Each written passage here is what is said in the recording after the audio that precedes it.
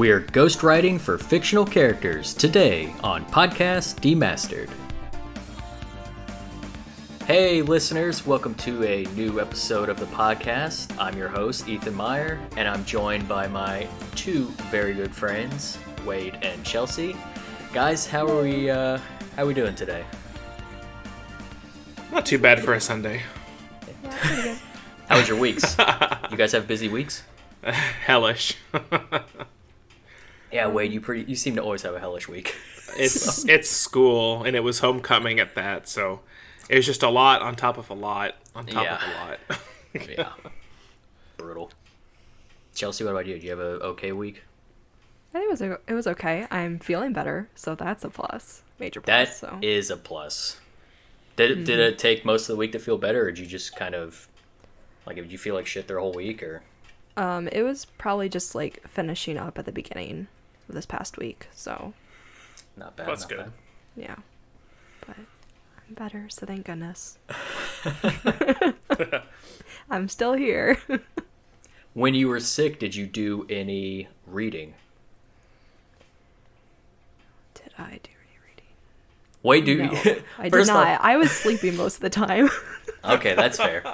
Yeah. I feel like when I'm sick, that's when I read the most, because I usually am like, I can't sleep, and I also don't have the, like, I don't want to watch TV, because usually when I'm sick, I have, like, headaches, and I don't like watching TV or playing games or anything, so that's when I get, like, that's, like, prime reading time for me. Like, I can agree with that. yeah, like, I just, and I'm usually, like, freezing cold, because I'm feverish, so I'm just, like, under, like, you know, 1,000 blankets, I got a blankets, book, yeah. yeah. It's Got a cozy book. time, yeah, for sure. That's the best time to be reading. So speaking of reading, as you guys know from the intro, that we're going to be doing some fictional ghostwriting today. Before we kind of get into it, I want to ask, do either of you guys read memoirs? No, not really. Yeah, not really. I'm assuming neither one of you are big into nonfiction. I get enough Not- real life on a daily basis. I don't need more of it. Get enough. Yeah, not so much. Like, I have some, like, yeah, books that are, nonfiction I want to read, but other than that, no, my go-to is always fiction. Do you have a nonfiction book off the top of your head you want to read that's on your list? Oh, no. I wasn't prepared for this. Uh-oh. Oh, no. Here, I like Pop to quiz. read about cultures and stuff. Yeah. That's about as close I think I get to nonfiction. Yeah, I like so that. I have some like Japanese culture books about like modern stuff, but I don't really Kind of like go near, like, sociology, just- like the sociology Yeah. aspects. Yeah. Yeah, I can think- get down on that stuff for sure. in some, if you want to call like philosophy or psychology, would that be considered nonfiction? I suppose. Yeah, dude, I love reading. Like I philosophy can is get like one into of my those favorite things sometimes. Sometimes it can be too much, and I have to put that right down. But but yeah, Yeah, There you go. no, it's a historical-based book that I'm going to read. It's called Facing the Mountain. It's about the Japanese-American 442nd.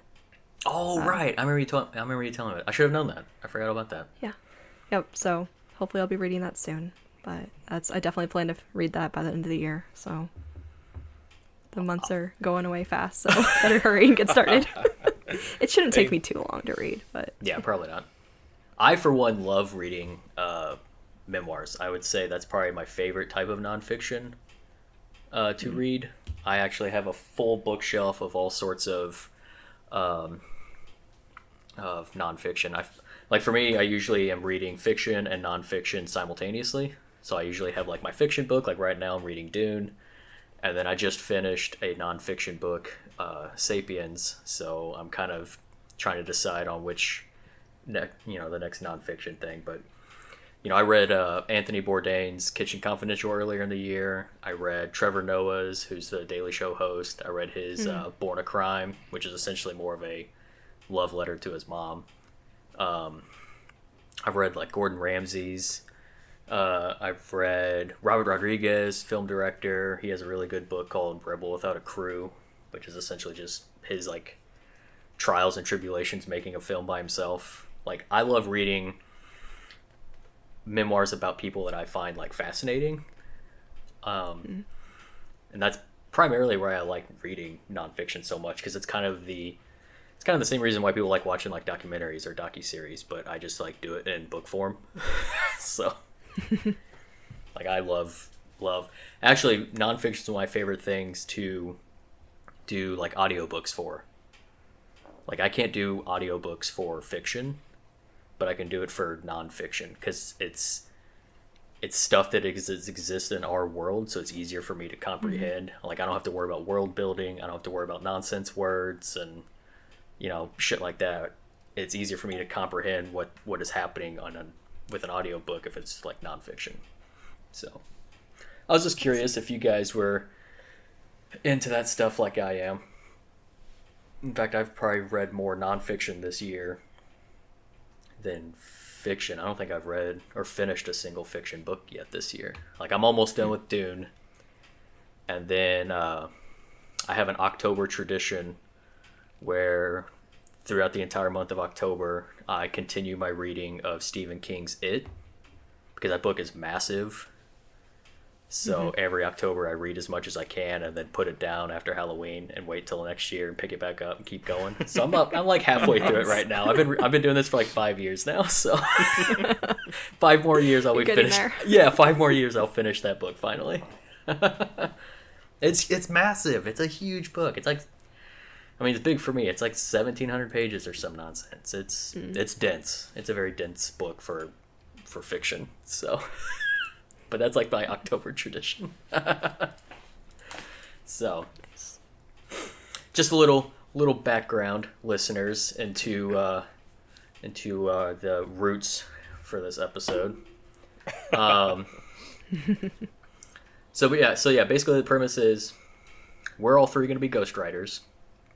We are picking characters from fiction that we like for varying reasons that we'll explain, and we are basically going to write their memoir form, and we're gonna talk about why we picked these characters, what we would cover within the memoir.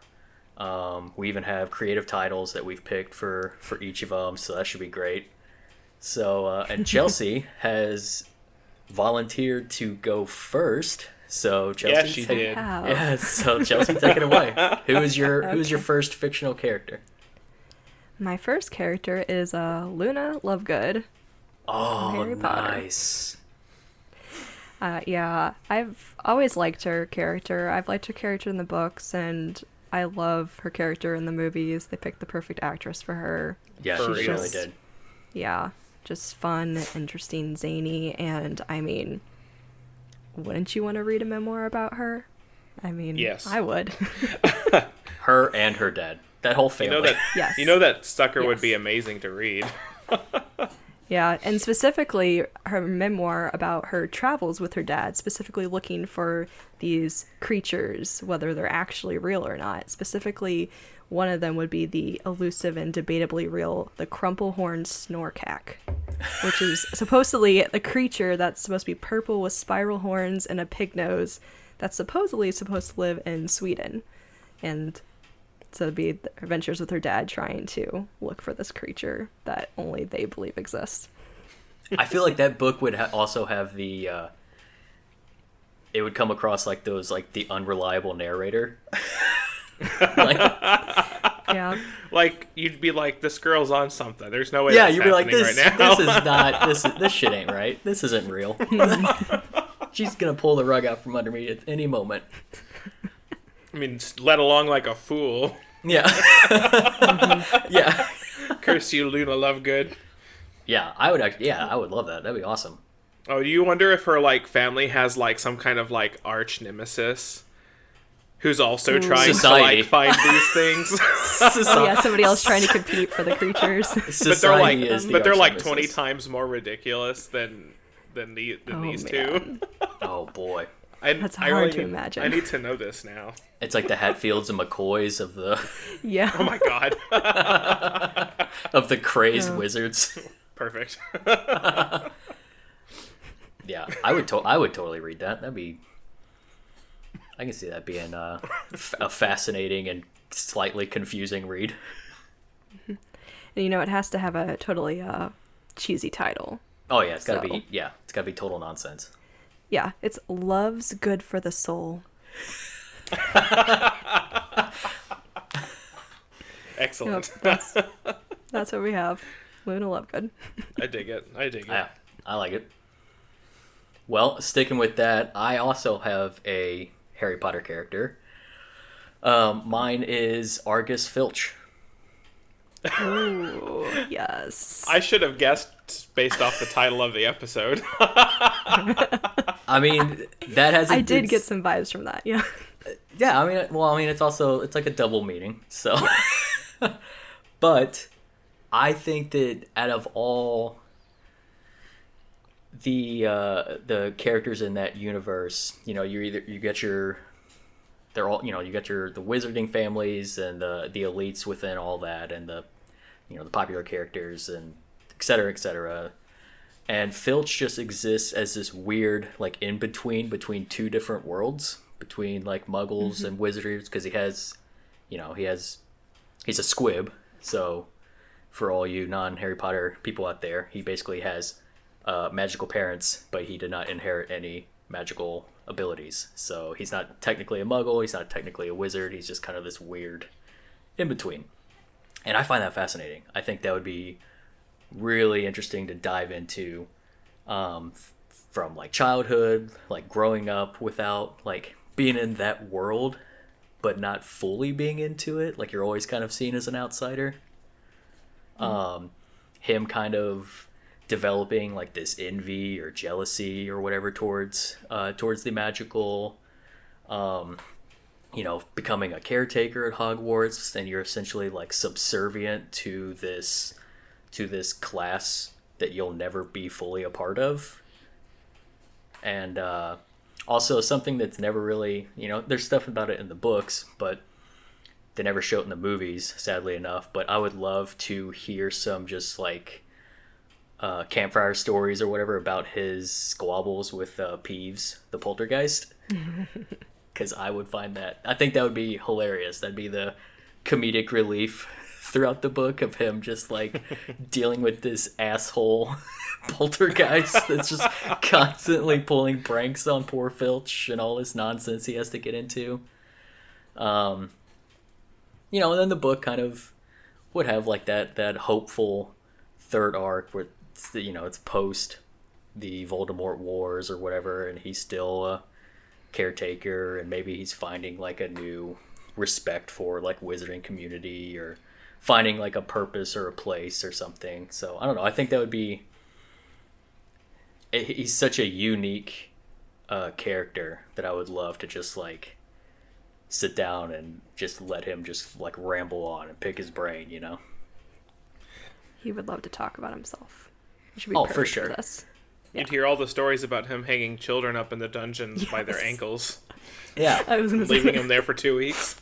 I could see Filch being like like an onion, like he has that surface of being like this weird, creepy caretaker that's trying to torture kids and has like this like a fawning for like a different era.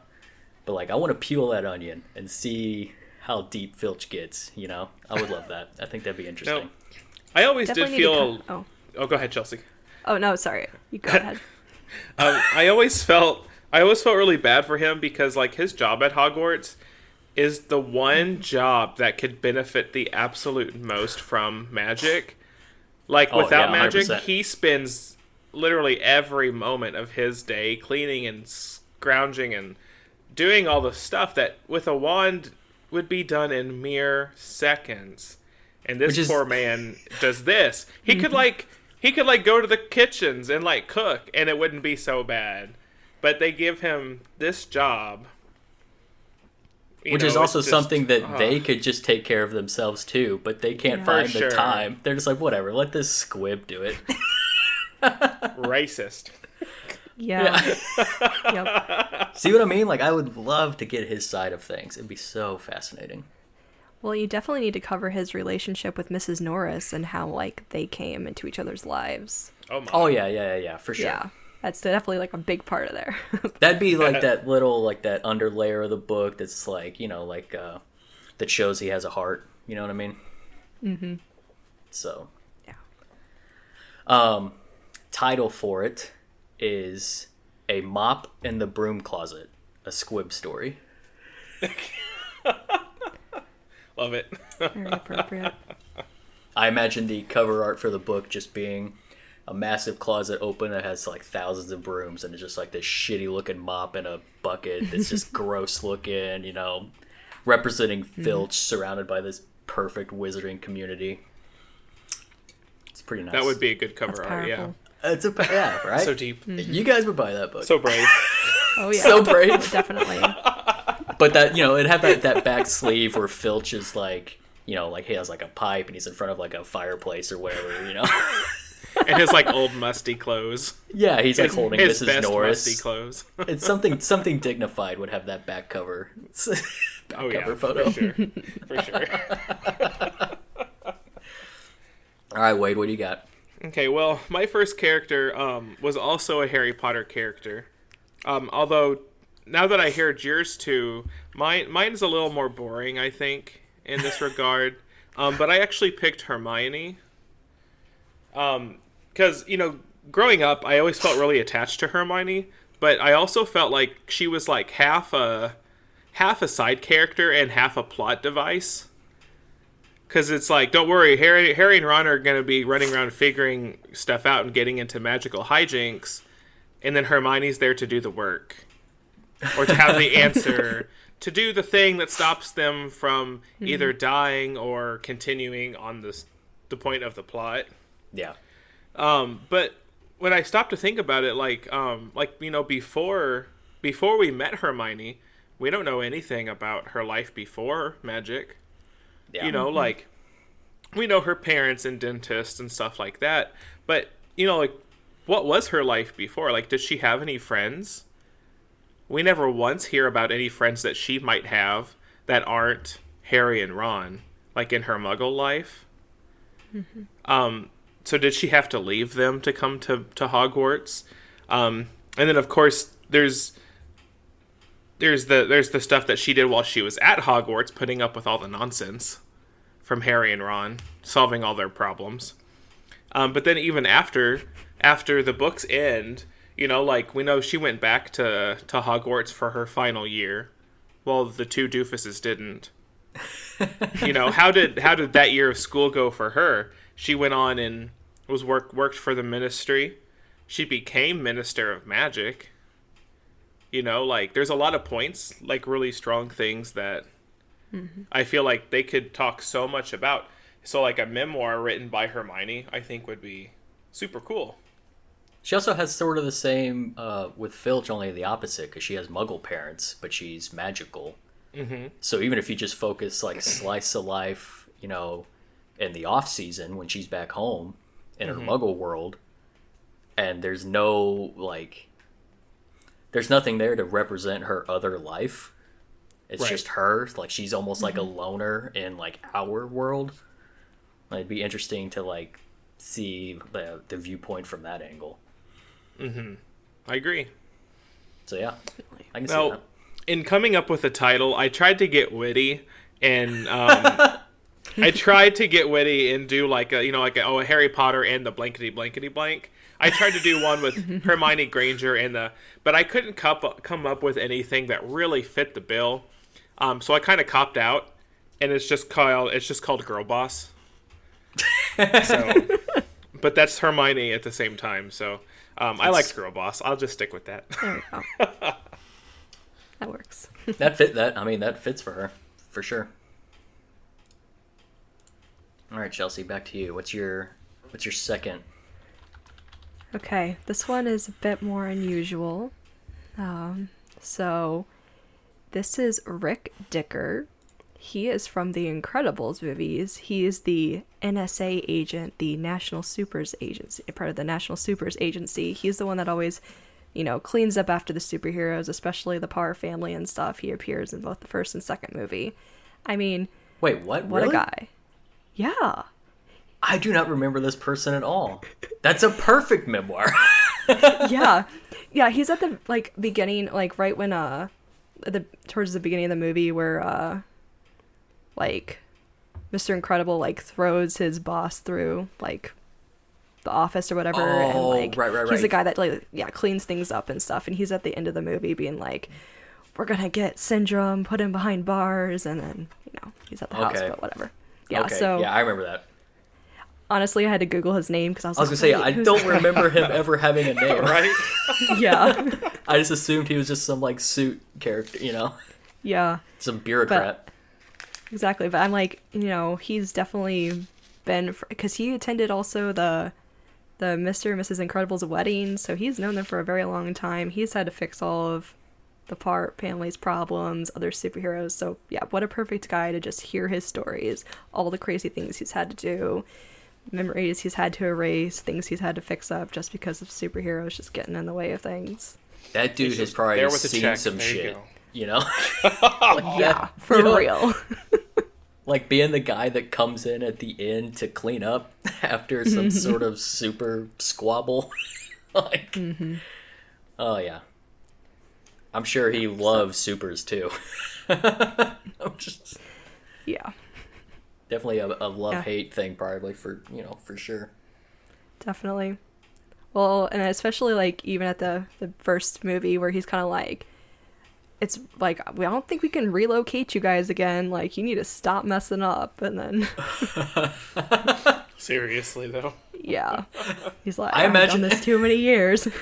I imagine it being like Office Space. Or it's just like, he has such a, like, mundane, like, bureaucratic life. And it's, like, the way he perceives it. But it's, like, the idea of cleaning up after, like, the messes of superheroes is so ridiculous and, like, potentially bombastic that... can make like really interesting like anecdotes. Like the water cooler talk for that has to be insane. Yeah. And then it's all like, I have to file more paperwork now. Yeah. Oh yeah, Mr. Incredible just threw his boss through 7 cubicles and gotta go clean that up. Yeah. So, yep. So that's Rick Dicker, and his memoir would be titled Mr. Fixer-Upper. Nice. Love it. All right, so my second one is sort of vague because the character doesn't actually have a name. It's more of a like I'm sure he has a name, but I don't know it because this is just kind of like, this is more of like an idea for me. But I would love to write a memoir on the first non-clone stormtrooper. Like the first one that was just like recruited instead of like genetically assembled from. Oh, like coming in after the Clone Wars. Yeah. Yeah, I gotcha. So like I would like to see like what it's like for, because I imagine, and I'm sure listeners, if there's any Star Wars aficionados out there, if this exists, I don't care. If timelines and everything dispute any of my reasonings for this, I also don't fucking care. Let me have this, all right? So I have a picture, him being recruited, but they're still utilizing clones. So he's basically just like one out of literally like millions, where he's just like, he has his own identity still, like he's just like either a child that was stolen or just a recruitment or whatever. So we get to kind of see him kind of be assimilated into the like imperial machine as someone who has an individual like self that's not just like Jango Fett's bastard, one of a million clones or whatever.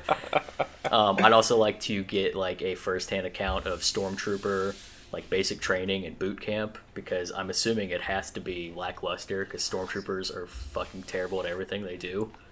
They're notorious for being the worst shots. they're completely oblivious to like most basic things. So I really want to see how that all plays out. But also, it's got like those undertone themes of like him accepting his individuality over like conformity, because he is just like the one unique person out of these million other clones.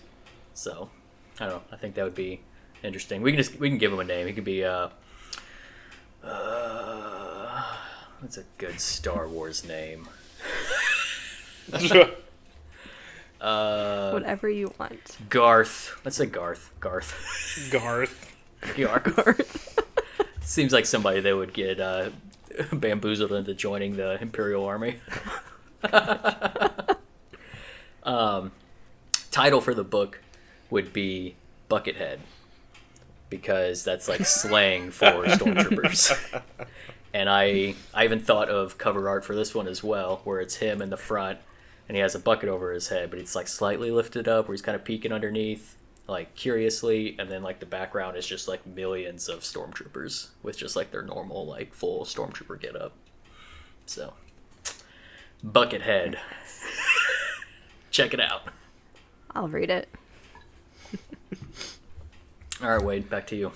Okay, so my second one is kind of general too, like a similar sense to the clone trooper thing, where it could be all sorts of other different people, but I went with like kind of like the life of a Pokemon trainer, like a 10-year-old just got kicked out of their house with a rabid animal that said, "Go on an adventure. Here's a backpack. Have a great day. Don't come home." Come home. There's a bunch of people online that do this, but like, there's a lot to unpack in that situation. Just like the necessities. Like, how do they eat often? Like, how do they take care of like their own personal business? Like, there's a lot. It's not all just trampling through the forest and collecting Pokemon and getting gym badges and making friendships and stuff. Like, there's a lot to it. Like, could you imagine taking a 4th grader, pushing them out into the woods with their pet dog, and like, do they eventually like end and like go back to school? Like, there's a lot. So like having like a journal, like a book of journals, kind of like talking about those things. Like, I think that would be pretty interesting. Could you ever really go back? Imagine it. Like, these are like epic quests that could take months. The idea of like, you got to go out for either the reasons of I got to catch them all, or I have to find this one specific one that I have to catch, or whatever the quest may be is obviously going to take a fucking 10-year-old quite some time to figure out. Ash has been doing it for 20 years now. Right. And he's technically still 10 years old, even though he's been to like 9 different countries. So, like, I don't know, man. When does it end? I don't know, because the anime hasn't told us that yet. Yeah, like, and his mom's always just like, "Hi, have a great day." Yeah, the idea of like doing this and then like trying to like come back and then just like reinsert yourself into your old life after, like, it doesn't work. Can't Lord imagine, of the Rings said it doesn't work. Poor Frodo couldn't come back, so you can never come home again. So what does a 10-year-old do when he can't come home? Again? Oh gosh. Take the ring to Mordor, I guess. That's what you do. Dude, that could be a dark book. I'm into it. No, there's a lot of so realism, like, in this book. The title, I really like the title of this one. It's called Children and Monsters, parentheses, pocket or otherwise. Nice. I like it. I like it too. Very nice. I can dig it. I would get into that. So far, I'll read all of these. Excellent. We're all doing a good job so far then. Yes. Yeah, the second part of this episode is we have to come up with a publishing house name, and we're going to start writing these. So. Oh my god. Oh man. Gotta pay to keep the lights on. All right, Chelsea, what's your third and final memoir? Okay, mine is another Pixar character. This one Nice. is Sid Phillips. Apparently, he has a last name, Sid from Toy Story. I did not know that he had a last name. Sid Yeah. did nothing wrong. He was just being a Look. normal 10-year-old. I mean, yeah, I mean, we all have a well- little Sid in us. look, he's been through a lot. You know, Poor kid. this is a story that needs to be told.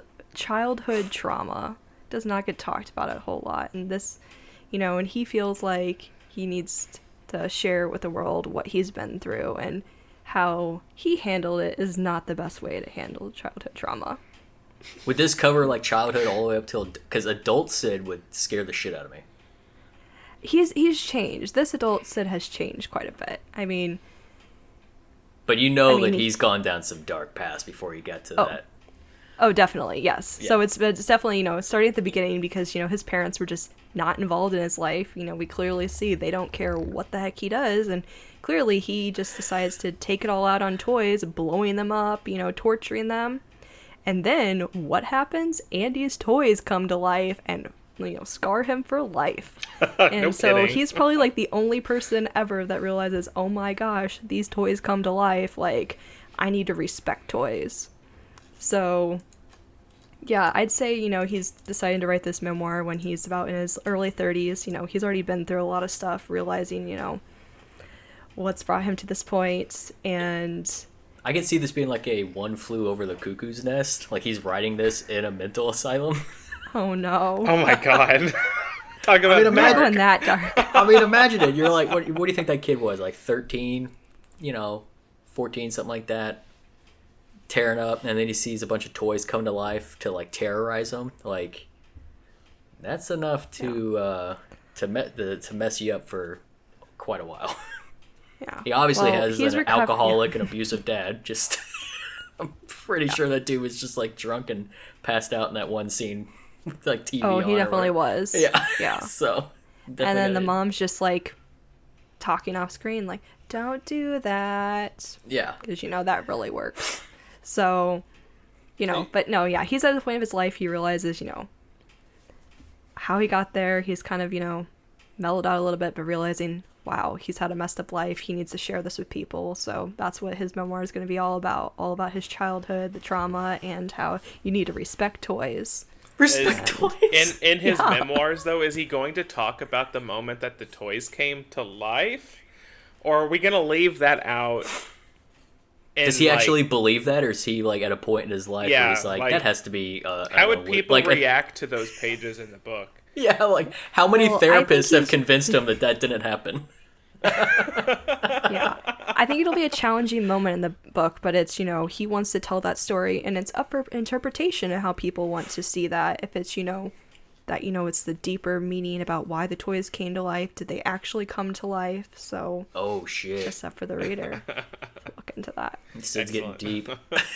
deep. So, Sid's memoir would be titled Look Under the Bed, A Story of Childhood Trauma and Growing Up. Oh my god. Jesus Christ! You guys got some dark books. I mean, Good lord. I see him. Yeah, I see him in and out of like mental institutions. Like maybe there's like a meth lab thrown in there. Like I want to see this like requiem for a dream of like Sid's life before he My gets to this God. book. Jesus. it'll be a lot. I can definitely get down on that. That was like half the reason why I wanted to read Anthony Bourdain's book, because it's just like mostly just like his like crazy drug addictions and everything else while being a chef. Like some pretty crazy anecdotes in there. I'm sure Sid would be very similar in that. So Yeah. Definitely. all right, my last one is not dark at all. It's actually probably the opposite. My third character would be Yoda. And mostly because I would more or less just want to sit down with him and just have a like very deep rabbit hole, just kind of going on about like having like very like insightful discussions, getting very philosophical and existential, and just like discussions about good and evil, and like I imagine it'd be like talking to like the Dalai Lama, but a little green version. You know, like I can see that just being an amazing way to spend my time. Just sit there and just have these thoughtful, these provocative and like thought-provoking conversations with Yoda for like, I don't know, like a weekend, you know. go up to the mountains, you know, get a cabin and just like smoke some peyote and just like let him just like riff, you know. That would be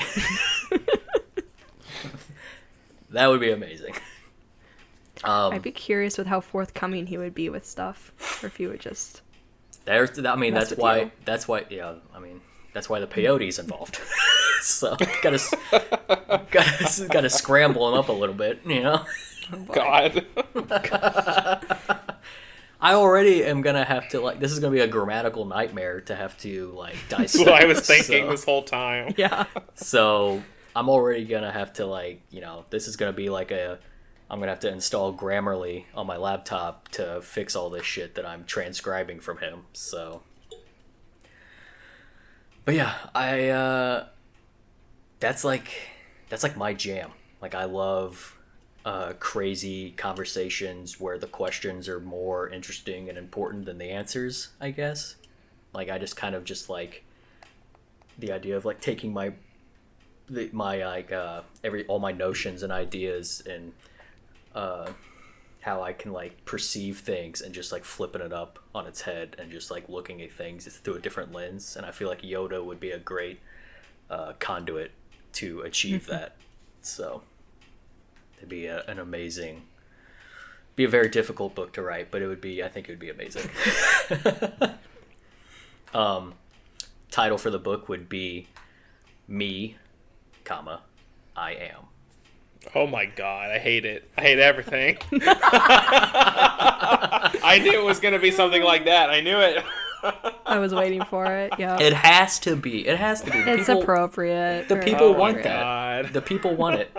The people are expecting it. You're telling me if I went to, you know, Penguin Publishing and I didn't have some back-ass words nonsense phrase, they would accept it? No.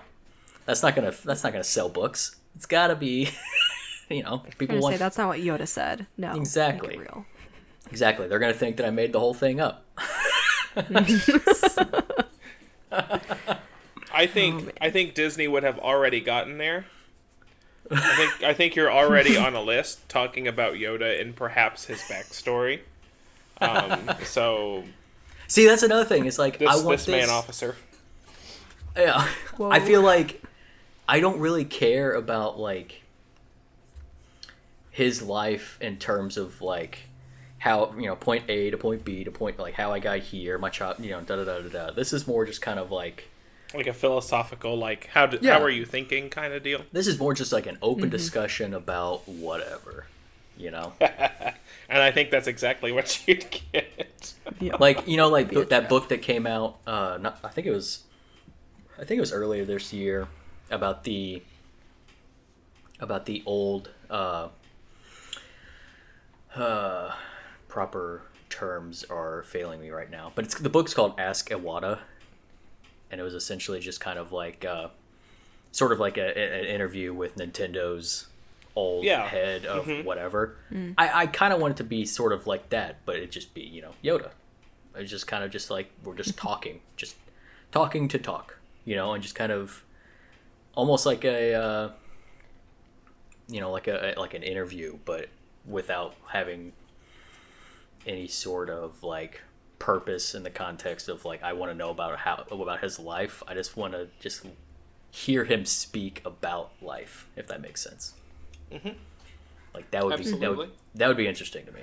I don't care about his parents and shit like that and why he's a Jedi or whatever. I don't fucking care about any of that. So like I want to go like a level. I want to go deeper than that, and then go deeper than that. Like I want like 4 level deep Yoda.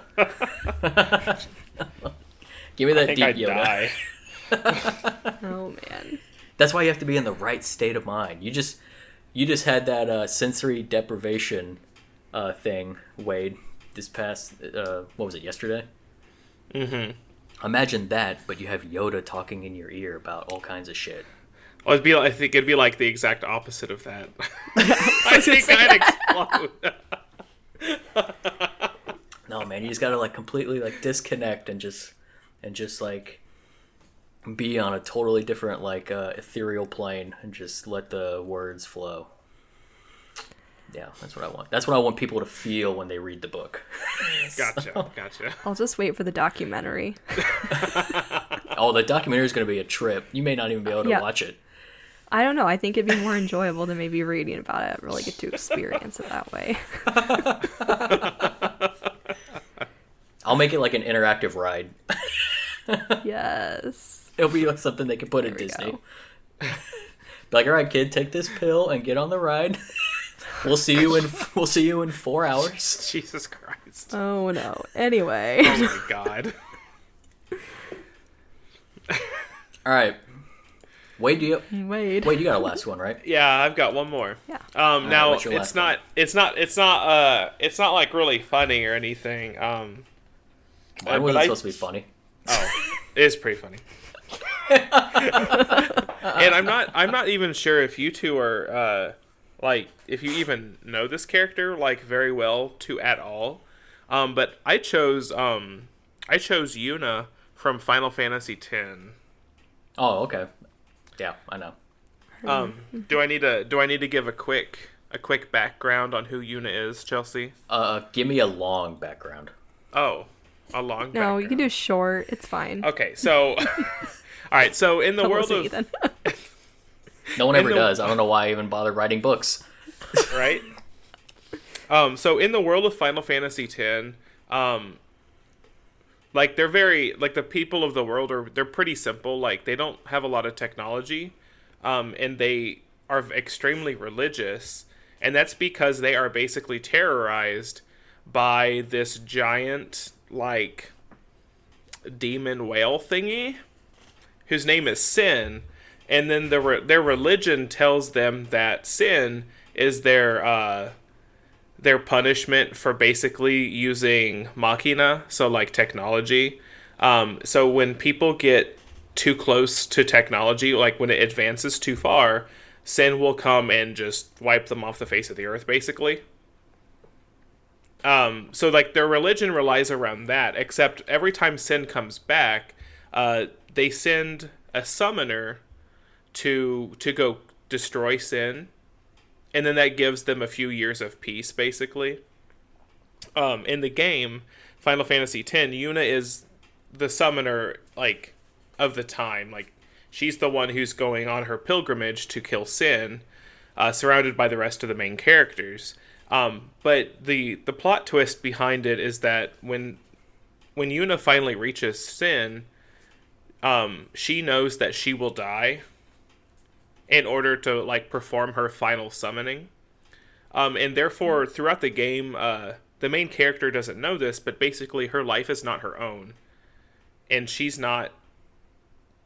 never gives opinions or how she feels about things because she knows it's not worth anything, because in the end she's just gonna die and it'll just make more people sad. But they pull off something that kills Sin for real, like for forever. And she gets to live, and then all of a sudden she gets to explore all of these feelings and emotions and opinions and go have these experiences she never thought she'd ever get to have as the world is now growing around her, because they're finally free and they can develop technology freely, basically. So I think a book based off of Yuna and like her thoughts and feelings as she goes through like her life and her little journey and everything that comes after, I figured would be a kind of cool read in my book anyway. Yeah. Seems like it would be very deep. Yeah, like I think it'd have a lot of moments where it's just really like it like hits really hard, I think. But then like in the end it's just like there's a lot of like uplifting positivity that comes out at the end of it. I would hope anyway. I'd hope. But I went very simple on the title. I just called it A Summoner's Tale. I like it. like I was it. hoping that since Sin is like sort of like a whale, that you would have went the Moby Dick route. I for a second I tried to come up with like a witty title, and I was like, well, this is more of a serious book, so. And Yuna's not a particularly witty character. Like, she doesn't have a very active sense of humor because she's like, I'm just gonna die. See, that's the best thing about having like a witty title for that character, because it disarms the audience. They're like, oh, this will be a fun read. This will be. Oh God! And they get like 100 pages in, they're just like completely transformed. Like, what the fuck did I get into? That's fair. I'll have to take that back to the drawing board then. Yeah, before the book comes out. That's advertising for you time. right there, buddy. I still got time. No, A Summoner's Tale though, I like that. That's just like a clean title. Like that sounds like a fucking book series. It may already be a book series, honestly. There's so much fantasy bullshit out there. It's insane. That's fair. Yeah. If that is a book, people, I'm sorry, I didn't know. Don't come for me. Yeah. It'll be okay. It's fine. Yeah, I mean, in coming up with this episode, I like I was telling you guys, I did some like some weird internet dives into fan fiction, and then quickly got out of there. So if any of this stuff that we've talked about today is your fan fiction or something you've already come up with, just keep that shit to yourself. You know, I mean, Well, I was gonna say you could share it with us. I was coming at it from like if you guys were coming at us. But yeah, if you guys have if you just want to like openly share something, we'll definitely read it.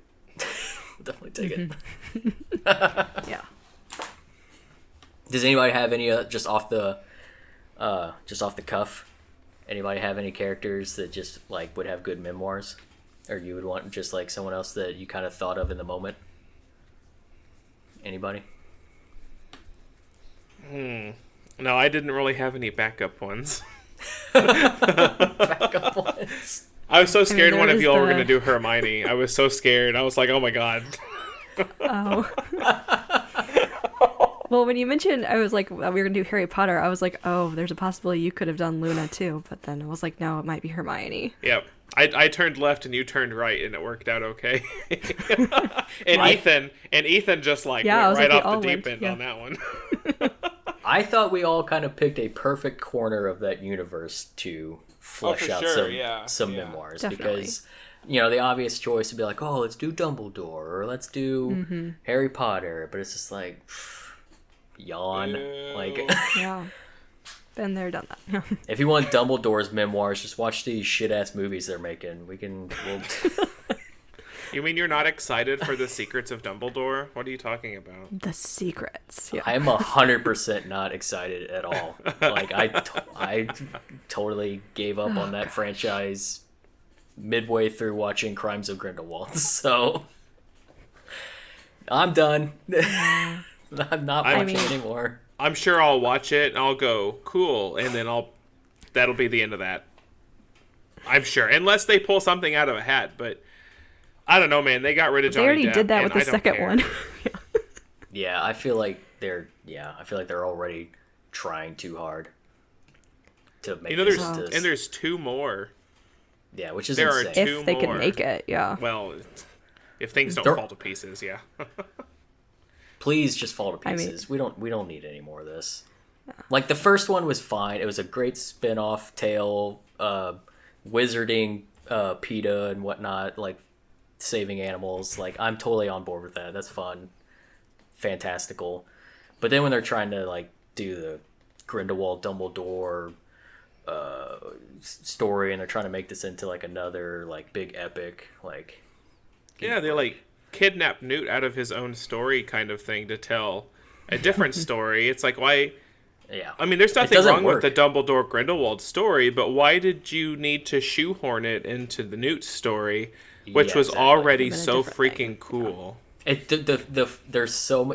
The tones are so varying that the films don't even make sense.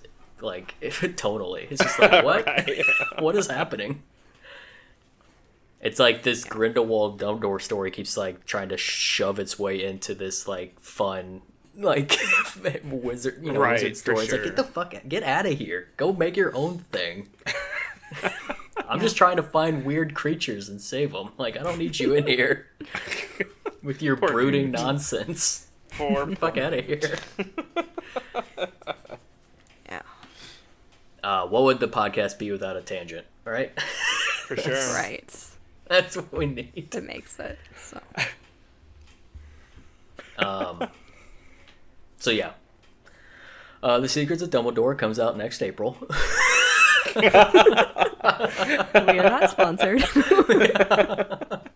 If Warner anybody Brother- wants to sponsor us, Yeah, though, I mean, we'll if you guys happily wanna, sell out. Yeah, It's if if JK wants to throw us some money or Warner Brothers, I'll gladly take it. It'd be great. The Send us Secrets an of email, Dumbledore right? can become our favorite movie in an instant. It's fine. Yeah, exactly. Oh no.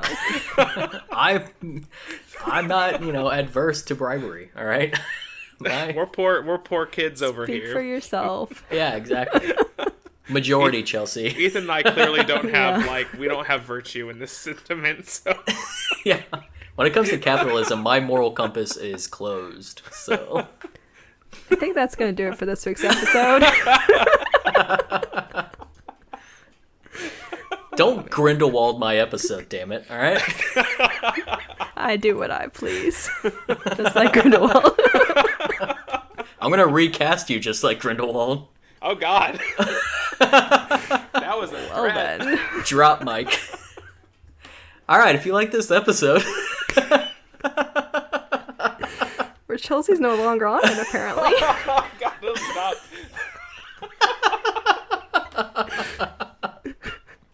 no, we could kidding, never recast you, Chelsea. We need you. Yeah. We need You're you the- to keep us. You're the in line. We all Hermione of need our each other. friendship. Yeah. We all know what happens when Hermione's not there. Yeah. Exactly. Dragon Ball happens. Oh no. If Chelsea's gone, this is just a Dragon Ball podcast. So, listeners, you can, if you thank her, send her all your all your love and appreciation. This doesn't divulge into a Dragon Ball episode or a podcast. So Oh, thanks. Yes. so yeah, with with all that being said, if you liked these shenanigans, you can like and subscribe wherever you guys listen to your podcasts. Make sure you don't miss out on the next episode. If you want to write us a review or, send us any sort of feedback, it's greatly appreciated. Specifically for this episode, if you guys have your own fictional character that you would like to write a memoir on, please send it to any of our social platforms like Twitter or Instagram or Facebook at Pod Demastered. Or if you don't want it out in the social space because you're embarrassed, you can just email us and we'll read it anonymously. you can email us at demasteredpodcast@gmail.com. And yeah, we really appreciate you listening and hope you tune in next week. Bye. Bye.